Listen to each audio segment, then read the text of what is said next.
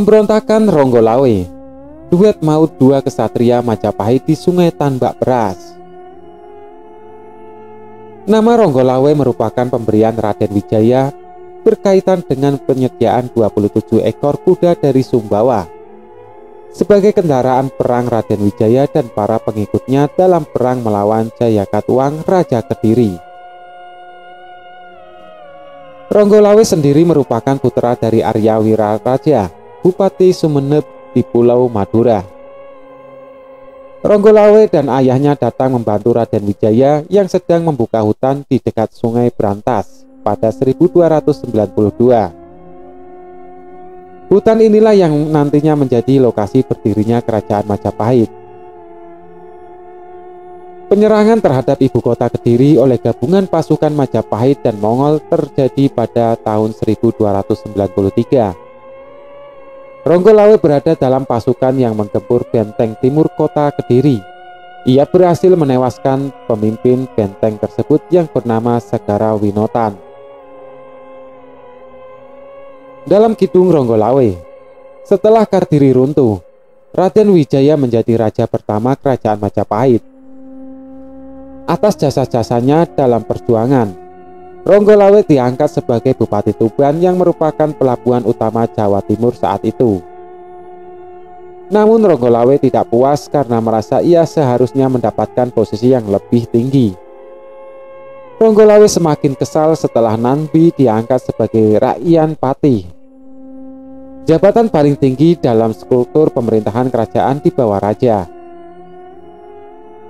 Posisi Rakyan Pati seharusnya diserahkan kepada Lembu Suro yang dinilainya jauh lebih berjasa daripada Nambi.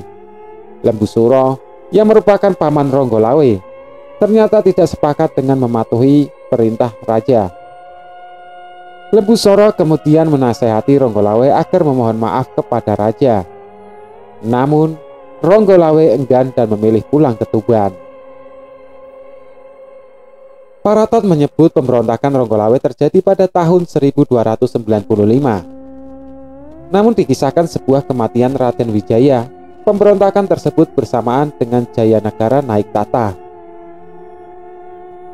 Dalam Nagara Kertatagama, Raden Wijaya meninggal dunia, digantikan kedudukannya oleh Jayanagara terjadi pada tahun 1309. Namun Nagara Kertatagama juga mengisahkan bahwa pada tahun 1295, Jayanagara diangkat sebagai Yuwa Raja atau Raja Muda di Istana Daha.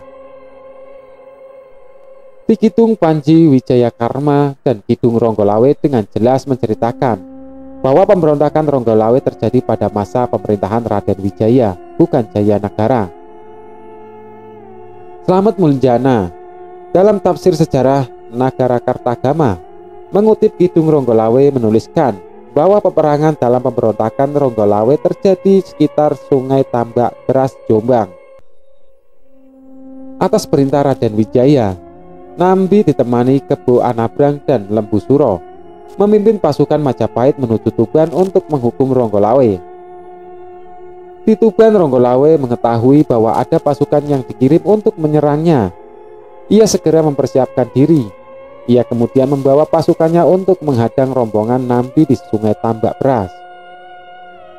Terjadilah peperangan sengit. Ronggolawe berhasil menikam kuda yang ditunggangi Nambi, namun Nambi masih selamat. Kebo Anabrang, Panglima Perang Majapahit, mengambil alih pimpinan perang pasukan Majapahit.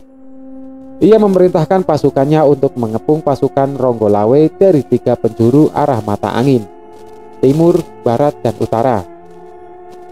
Taktik tersebut belum mampu mengungguli pasukan Ronggolawe. Kebo Anabrang memacu kudanya namun dikejar oleh Ronggolawe. Namun dalam pengejaran itu kuda Ronggolawe terjatuh dan terjebur di Sungai Tambak Beras. Melihat Ronggolawe jatuh di sungai, Kebo Anabrang bergegas turun dari kudanya dan menghampiri lawannya itu. Pertarungan 1 lawan 1 pun tak terelakkan terjadi di Sungai Tambak Beras. Dalam suatu kesempatan, Kebo Anabrang yang lebih piawai bertarung di derasnya arus sungai mampu mencekik leher Ronggolawe. Ronggolawe sekarat dan akhirnya mengembuskan napas terakhir. Lembu Suro yang melihat kejadian itu tidak mampu mengendalikan diri. Lembu Suro memang berada di kubu Majapahit, tapi Ronggolawe adalah keponakan tercintanya. Lembu Suro menikam Kebo Anabrang sampai mati. Kebo Anabrang dan Ronggolawe sama-sama tewas di Sungai Tambak Beras yang banjir darah akibat duel dua kesatria tersebut.